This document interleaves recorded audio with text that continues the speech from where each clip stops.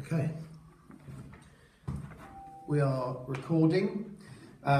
This is the in-car practical instructor assessment for the Future Quals Level 3 driving course, which you undertook on the 7th of July. And this is the IQA process giving you feedback and my comments on your assessment. Okay. Your name is Lester Parsons, is it? That's correct, yeah. That's lovely.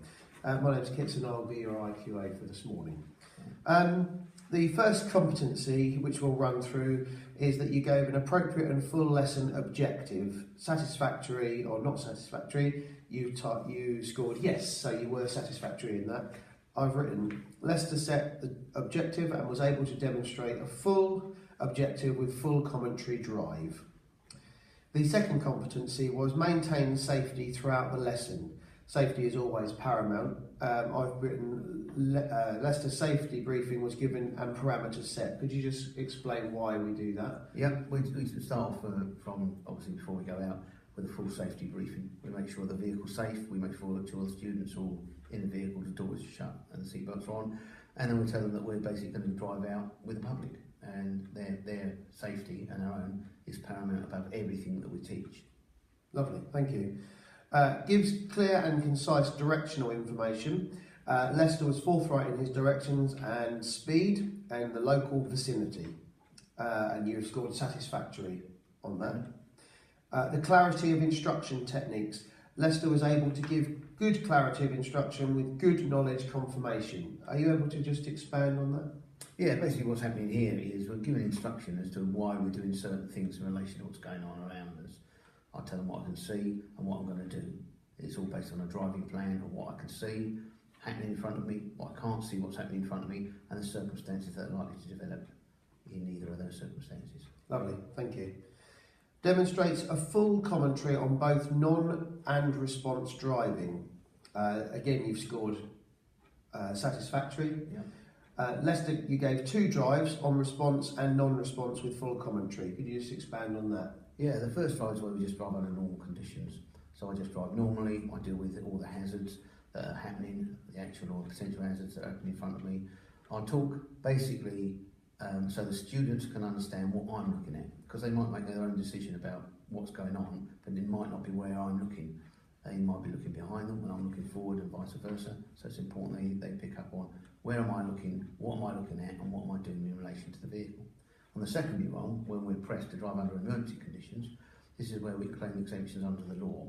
They have to be safe and they have to be legal, and again what happens is the speed then increases and we start sort of driving outside the box or outside where the public drive. Lovely, okay, thank you.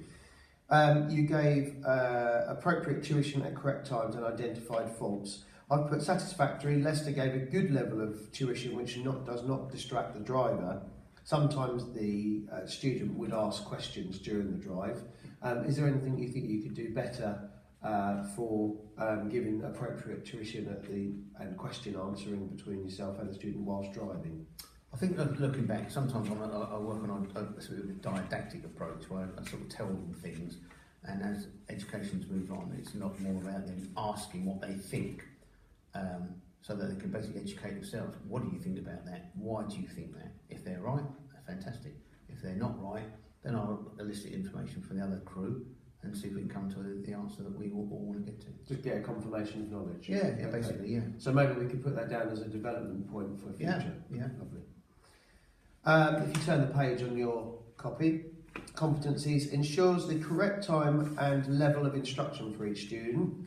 The student in question was able to give a good demonstration of knowledge back to you. I've put satisfactory for that one. You gave a good correct timing of your assessment knowledge back to the student, which meant they weren't distracted. Okay. And good coaching input at correct times. Lester was positive and encouraging whilst being supportive and safe. Is there anything else you think you could be, or any other ways that you think you could support the student and give correct coaching? No, because I've been doing it for sort of 30 odd years now. I've sort of developed a style that I've found that works. I try and adapt the style depending on the student. You get foreign students now, those come from the Eastern European bloc. those that come from New Zealand and Australia, although they drive on the right side, at the same side of the road as us, I've had to adapt my driving styles to take account of maybe slight language barriers and the fact that they speak English in a slightly different way to you and I do. So I've developed along that way.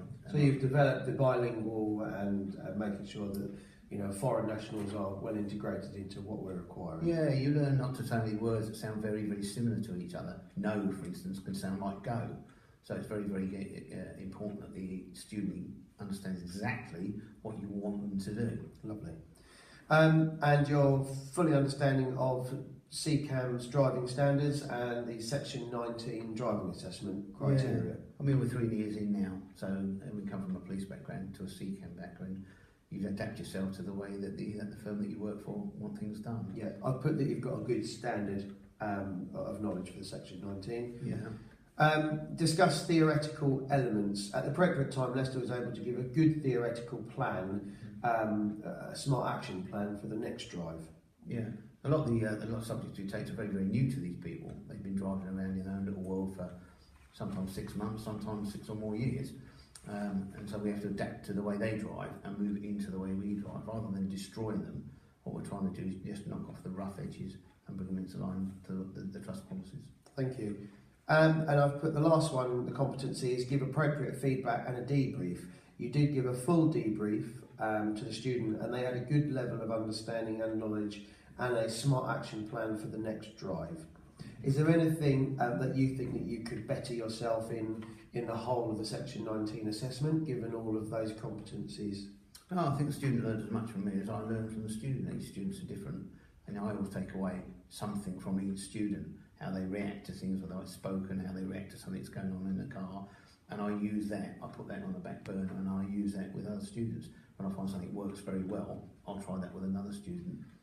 I tend to adapt like the way I teach to the students I've got in the car all the time. Yeah, so you're going to give yourself a good future development plan and a smart action plan for yourself to continue to develop the CCAM standards. It's a learning process, and they teach me as much as I teach them.